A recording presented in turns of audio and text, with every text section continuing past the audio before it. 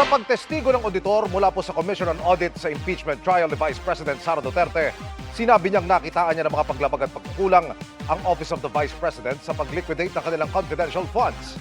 Kabilang sa mga nabanggit na tumanggap ng confidential funds sina Mary Gay Iatos, Andy Lim at Alejandro Piquet. Nakatutok live si Sandra Aguinaldo. Sandra.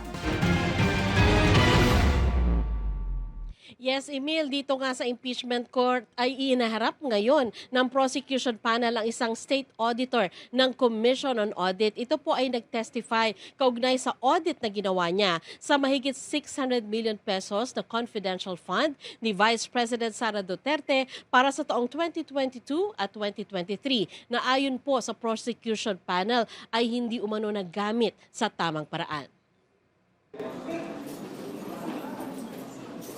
15 kahon na may markang confidential fund ang bitbit ng prosecution panel sa impeachment trial ngayong araw. Ang inupong testigo kaugnay nito, si Roderick Wamel, State Auditor ng Commission on Audit o COA, na siyang nag-audit sa paggamit ng pondo ng tanggapan ni Vice President Sara Duterte at ng Department of Education habang ito ay pinamumunuan ng bise. Ayon kay Wamel, nakitaan niya ng paglabag sa mga alituntunin ng COA ang dalawang tanggapan sa liquidation ng confidential fund, gaya ng hindi pagbibigay ng specific confidential activity, hindi nagtutugmang petsa ng dokumento, kulang-kulang na liquidation documents at iba pa. Pinakita sa iyo ang isang physical financial plan, which and this is now being shown on the screen. Ano ang observations mo dito sa physical and financial plan approved on December 13, 2022? Hindi po siya compliant to the joint circular dahil yung first column, which is the programs, activities and projects, hindi po in-indicate nung OBP yung kanilang specific confidential activities na kanilang paggagamitan ng confidential fund as required under Item 4.2 of the Joint Circular. Isa rin sa binanggit niya, ang 125 million pesos ng Office of the Vice President para sa huling quarter ng 2022 na ginastos aniya sa loob ng 11 araw. Bakit mo napansin itong period na to? Napansin ko lang naman po yun kasi yung kanilang cash advance based on the physical and financial plan po supposedly is for the whole fourth quarter of 2022. Pero based on this document po, na-disburse lang siya from December 21 to 31, 2022 or around 11 days. May mga dokumentong pirmado ng bise, gaya ng physical and financial plan at accomplishment reports. Kaninong signature itong nakikita natin dito? Ito po ay signature ni Vice Presidente Sara Duterte. At anong ibig sabihin under your circular ng attested? Ang ibig sabihin po ng attested ay kanyang kino-confirm at bine-verify na yung contents ng certification na ito ay totoo. Ang confidential fund ay pondong inilaan para sa confidential expenses gaya ng surveillance activities, pagbili ng impormasyon, pagbibigay ng reward sa informante, pagbabayad sa safe houses at iba pa. Matapos makita ang mga paglabag, sinabi ni Wamil na nag-submit ang OVP ng revised accomplishment report. Pero may nakita pa rin ilang gastos na hindi pinahihintulutan.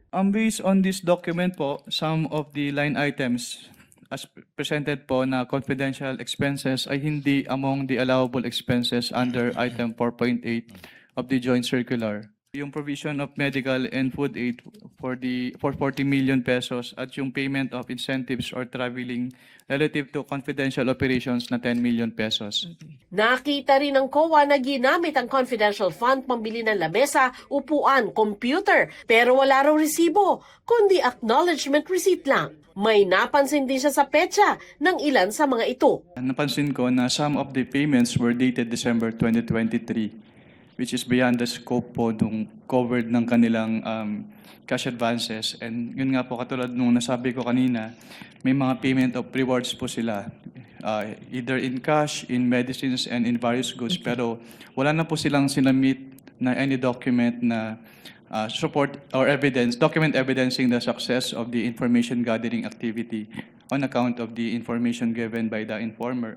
Binanggit sa korte ang ilan sa mga tumanggap ng pera, bukod pa sa isang Mary Grace Piatos. So ina-acknowledge ng isang Mary Grace Piatos na tumanggap siya ng magkano? Based from this acknowledgement receipt po, tumanggap po si Mary Grace Piatos ng 70,000 pesos for the payment of rewards, close and open parenthesis, medicines.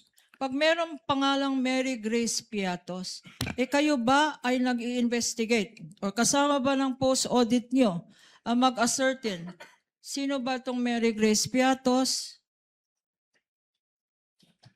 Since what we do po is compliance audit, so ang nagiging basehan lang po namin ng audit ay kung ano yung nakalagay or piniprescribe ng Joint Circular 2015-01. Pero dun sa Joint Circular naman po kasi, hindi naman nakalagay doon na kailangan tingnan namin yung recipient ng payment. In the name of Odi or Andy C. Lim for 50,000 pesos.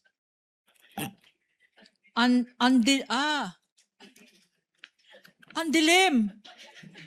Kanya ko pala hindi mabasa. Andilim. Para kay Andilim. 50,000 pesos.